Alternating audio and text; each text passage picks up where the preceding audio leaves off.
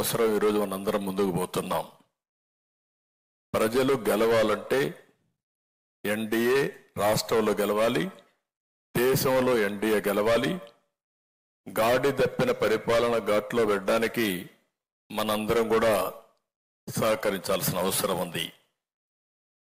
ఈరోజు అభ్యర్థుల ఎంపిక కూడా మీరు చూస్తే ఇంకా ఈరోజైతే నేను ఆలోచించాం, అన్ని రాజకీయ పార్టీలు వారి యొక్క ప్రొసీజర్స్ ఒకసారి మన ఎన్నిక ప్రారంభమైన తర్వాత పొత్తు కూర్చుకున్న తర్వాత అభ్యర్థుల ఎంపిక వివిధ రాజకీయ పార్టీలు చేసుకోవాల్సిన అవసరం ఉంది. ఈరోజు జనసేన కానీ, బీజేపీ కానీ, తెలుగుదేశం కానీ ఈరోజు మనం మన అభ్యర్థుల్ని ఎంపిక చేశాం. వాళ్ళు కూడా ఎంపిక చేస్తున్నారు. ఎంపిక చేసేట్టు అందరం కూర్చోవాలనుకున్నాం. వాళ్ళు ఇంకా చేస్తున్నారు కాబట్టి ఇదే విధంగా వాళ్ళు కూడా మీటింగ్లు పెట్టుకొని సమర్థవంతంగా ధీటుగా ఎదుర్కోవాలంటే ఈసారి ప్రతి ఒక్కరు కూడా అప్రమత్తంగా ఉండాల్సిన అవసరం ఉంది. ఈ రాష్ట్రంలో రాజకీయాలు ట్రెడిషనల్గా ఉంటే, ప్రజాస్వామ్యయుతంగా ఉంటే మనం మామూలుగా రాజకీయాలు చేసేవాళ్ళం. ఈరోజు ఒక పక్క చూస్తే రౌడీయిజం, అధికార దుర్వినియోగం ఒకటి కాదు, ఎన్ని రావాలనో అవలక్షణాలు అన్నీ వచ్చాయి. అలాంటప్పుడు అందరూ క్యాండిడేట్లు కూడా చాలా అప్రమత్తంగా ఉంటే తప్ప మనం ఏమాత్రం కూడా ముందుకు పోయే పరిస్థితి ఉండదు. ఈ విషయం మీరు గుర్తుపెట్టుకోవాలి. మునిపై సత్యనారాయణ గారు మాట్లాడినప్పుడు చెప్పారు, మనోహర్ గారు కూడా చెప్పారు, 3 రాజకీయ పార్టీలు ఉన్నప్పుడు 3 రాజకీయ పార్టీలు ఒక పార్టీ కేంద్రంలో అధికారంలో ఉన్నాం. ఇప్పుడే కాకుండా గతంలో కూడా మన వాళ్ళతో కలిసి ఇప్పుడే మొదటి నుంచి కూడా బీజేపీతో కలిసి తెలుగుదేశం పార్టీ ఎన్డీఏలో ఉన్నాం. అదే సమయంలో రాష్ట్ర ప్రయోజనాల కోసం ఈ రాష్ట్రంలో ఈసారి గెలవకపోతే రాష్ట్రం తీవ్రంగా నష్టపోతుందనే ఏకైక అభిప్రాయంతో మొదటి నుంచి కూడా ఓటు డివైడ్ కాకుండా మేమందరం సహకరిస్తామని ముందుకొచ్చి పవన్ కళ్యాణ్ గారు అందరికంటే ముందు చెప్పిన వ్యక్తి, ఒక పద్ధతి ప్రకారం రాజకీయం చేసిన వ్యక్తి. అక్కడి నుంచి ప్రతి ఒక్కరు కూడా ఆలోచించిన తర్వాత లాభ నష్టాలు బేరీ చేసుకోవడం కాకుండా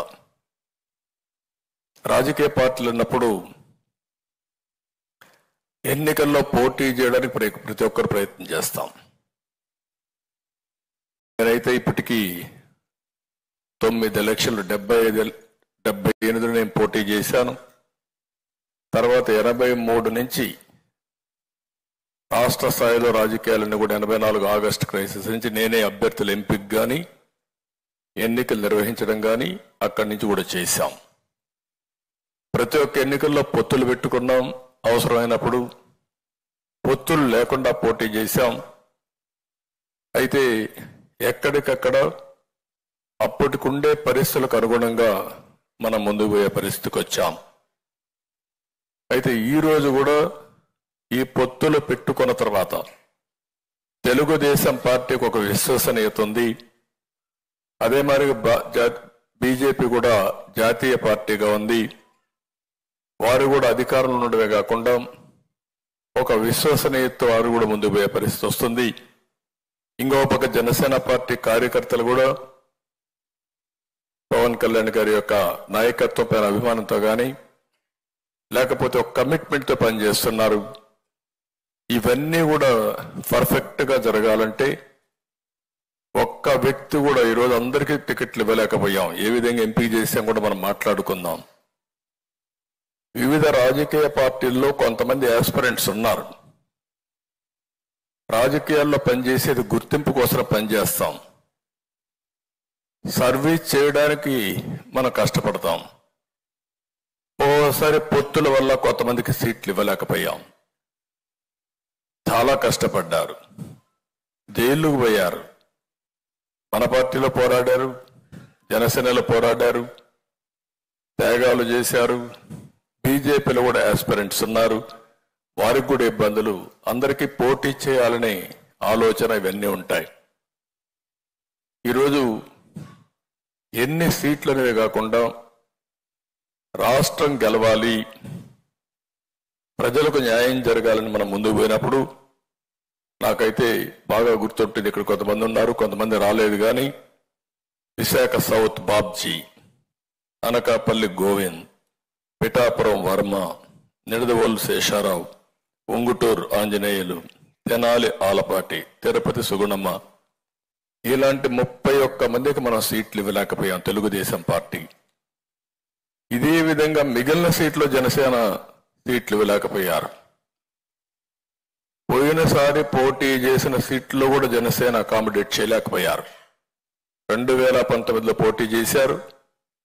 ఈసారి పొత్తుల ధర్మంగా వాళ్ళు ఇవ్వలేకపోయారు. అదేవిధంగా బీజేపీలో పోటీ చేశారు, వాళ్ళు కూడా ఇవ్వలేకపోయారు.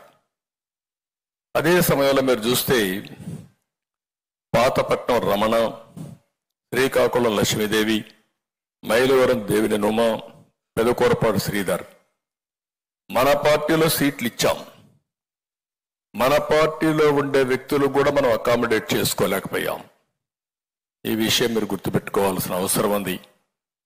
అంటే వాళ్ళు కష్టపడలేదని కాదు, కష్టపడ్డారు.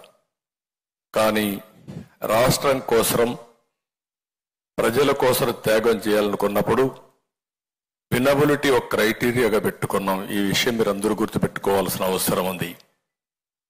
ఈసారి ఎన్నికల్లో ఎంపిక చేసిన విధానం మీరు చూస్తే 3 పార్టీలతో పొత్తు పెట్టుకున్న తర్వాత, ముగ్గురం కూర్చొని ఒక నిర్ణయం చేసిన తర్వాత ఏ సీట్ ఎవరికి పోతుందో ముగ్గురం కలిసి, ఎందుకంటే